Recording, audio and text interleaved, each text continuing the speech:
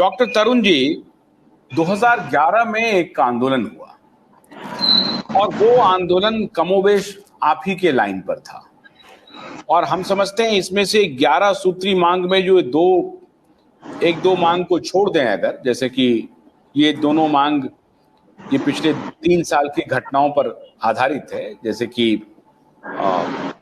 Forced lockdown, forced mandate for vaccine and others, इन सारी कुछ दो मांगों को अगर छोड़ दें तो मोटे तौर पर सभी डिमांड जो हैं वो पुराने हैं। तो 2011 में जो आंदोलन हुआ डॉक्टर साहब, उसके बाद तो सब काम खत्म हो गया। इस सब पर फिर बात करने की आवश्यकता क्या है? आंदोलन हुआ, नई पार्टी बनी, सरकार आ गई, सरकार अच्छा काम कर रही है, सभी लोग खुश हैं, फिर नया आंदोलन करने की आवश्यकता क्यों है? या इस पर विमर्श करने की आवश्यकता क्यों है? ऐसा विमर्श बढ़ाने की आवश्यकता क्यों है? इतना बड़ा काम तो ऑलरेडी हो गया 2011 में। 2011 में जो भी आंदोलन हुआ, अभी इसमें कुछ मुद्दे जो थोड़े अलग हैं। तो उस टाइम पे जो बातें हुई या जो भी लोग उस चीज को पूरा करने के लिए आगे आए, जनता की उन मांगों को किसी भी कीमत पर पूरा नहीं किया गया, बल्कि उल्टा किया गया। अभी देख लीजिए, मांग बात तो कर रहे थे कि जी पेट्रोल जो है वो 45 रुपये लीटर मिलेगा और पेट्रोल चलाएगा 100 से ऊपर, है ना। तो आप तमाम तरह की बातें हैं। कहा गया था कि भाई टैक्स नहीं देना पड़ेगा, परंतु टैक्स तो और बढ़ गया। जीएसटी के नाम पर टैक्स बढ़ा दिया गया। पहले सेल टैक्स 5% था, अब वो हमें 12%। जिन मशीनों पर 5% टैक्स देना पड़ता था, अब उन पर 12%, 18% टैक्स देना पड़ता है। तो ऐसा मुझे लगता नहीं है कि इन लोगों ने कोई ऐसी बात पूरी की हो। देश की जनता भी इस बात को समझ रही है।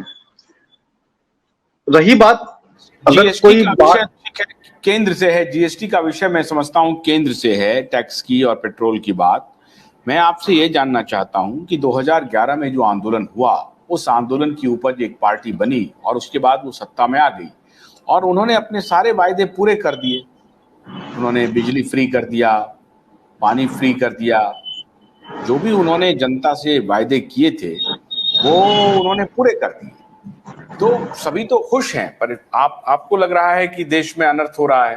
लेकिन जो आंदोलनकारी लोग थे 2011 में, उन्होंने आंदोलन किया और देश को भरोसा दिया, विश्वास दिलाया और वो विश्वास पर वो खरे उतर रहे हैं। जनता को जो कुछ भी उन्होंने वायदा किया था सब उन्होंने पूरा किया।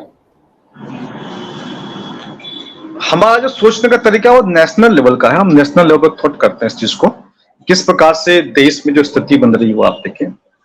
सबसे पहले लॉकडाउन की जो शुरुआत है वो भी दिल्ली से हुआ। दिल्ली सरकार को हमने ईमेल लिखे, दिल्ली के मंत्रियों को ईमेल लिखे, उनसे मिलने की बहुत कोशिश की हम लोगों ने। तो कहीं ना कहीं देख के लगता है कि सारा का सारा सिस्टम वो कैप्चर है। इन सब के मालिक एक ही है, ये सब कठपुतलियां है। चाहे वो किसी स्टेट का सीएम हो, चाहे यहाँ तक कि देश का पीएम भी एक प्रकार का कठपुतली होता है। वहां से ऊपर से उनको आदेश मिलते हैं तो ये अपनी भाषा में, हमें लगता है कि हमारी भाषा में आदमी बोल रहा है तो ये अपना आदमी होगा, परंतु वहां से जो निर्देश मिलते हैं उसी को थोड़ा सा भाषा में परिवर्तित करके ये अपनी बात को रख लेते हैं। तो पूरा का पूरा सिस्टम जो है, देश का सिस्टम, वो कैप्चर्ड हो चुका है। जो विदेशी ताकतें हैं वो हमारे देश के ऊपर काबिज हो चुकी है। जो रूल्स और रेगुलेशंस वो चाहते हैं देश के अंदर, वही रूल्स और रेगुलेशंस लगाए जाते हैं। मीडिया उन्हीं के पक्ष में माहौल बनाता है, यहां तक कि जुडिशरी भी उसके पक्ष में माहौल बनाता है। पक्ष विपक्ष मिल करके उसके पक्ष में माहौल बनाते हैं और बिल ऐसे कानून पास किए जाते हैं।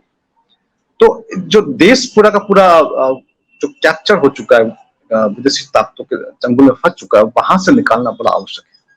ये हमारी कोशिश है। एक minute doctor Kothari, doctor Tarun ji, एक मिनट। दो बात है। एक तो आप कह रहे हैं कि देश विदेशी ताकतों के हाथों एक प्रकार से सरेंडर करता जा रहा है और हमारे लीडर जो हैं वो अज्ञानता में या जानबूझ करके, जैसे भी हो, वो विदेशी ताकतों के हाथों खेल रहा है।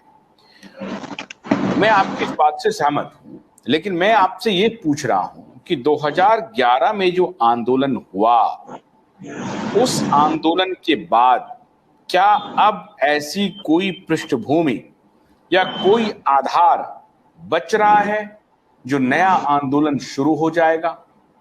और नई बात जो आप कह रहे हैं हो सकता है कि 100% सच है और 24 कैरेट बात है।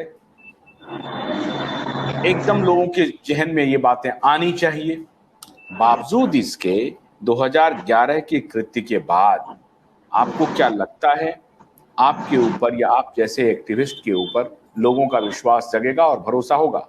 आप रेफरेंस साइज समझ रहे होंगे, क्योंकि जब अरविंद जी ने इतना बड़ा काम कर दिया और अरविंद जी की शासन चल रही है, अरविंद जी के दो स्टेट में सरकार आ गई, तीसरे स्टेट में भी वो एक आध कुछ 2-4-5 एमएलए जीत के आ गए, वो भले ही दूसरी पार्टी में चले गए हों।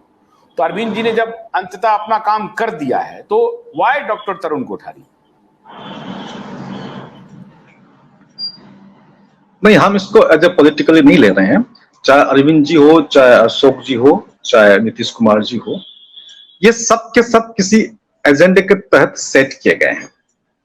इनको किसी विशेष प्रयोजन के तहत लाया गया है, एक मीडिया में मार्केटिंग करके इनको इम्प्लांट किया गया। ये सब इम्प्लांटेड लोग हैं।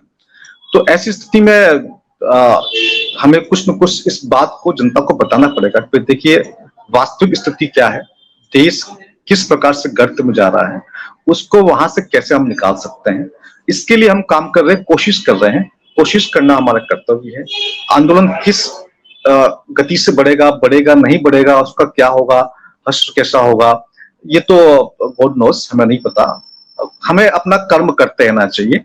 देश के प्रति हमारी जिम्मेदारी है, समाज के प्रति, जनता के प्रति, उस जिम्मेदारी को हमें निभाना चाहिए। बाकी क्या होगा ये हमें नहीं पता। डॉक्टर साहब, मैं बहुत शांति से सवाल पूछ रहा हूं। हमारे दर्शक इसके आदी नहीं हैं, लेकिन मैं समझता हूं कि हमारे दर्शक शायद समझ रहे होंगे। मैं ये पूछ रहा हूं डॉक्टर साहब कि अरविंद जी ने अपना काम कर दिया 2011 के बाद, फिर 2014 के बाद जो कुछ बाकी बचा हुआ था, उस काम को हमारे आदरणीय प्रधानमंत्री नरेंद्र जी ने कर दिया। तो आदरणीय प्रधानमंत्री जी जो हैं, वो उन्होंने इतना बड़ा काम कर दिया, धारा 370-35 से हटा दिया, राम मंदिर बन रहा है और कॉमन सिविल कोड की चर्चा चल रही है, घर घर गैस पहुंचा दिया है, वंदे भारत जैसी ट्रेनें चल रही हैं, वाटर मेट्रो चल रहा है, देश चमक रहा है, देश प्रगति के पथ पर है, दुनिया भर में देश का सिक्का चल रहा है और G20 की अध्यक्षता मिली हुई है। अभी जो 3 संघाई वाला जो है उसमें भी हम लीड कर रहे हैं। इंटरनेशनल पॉलिटिक्स में हम बहुत बड़ा अच्छा काम कर रहे हैं। तो देश तो बड़ा शानदार चल रहा है डॉक्टर साहब। मैं हैरान हूं कि आप ये 11 पॉइंट लेके जो आ गए हैं, इस 11 पॉइंट से क्या होगा?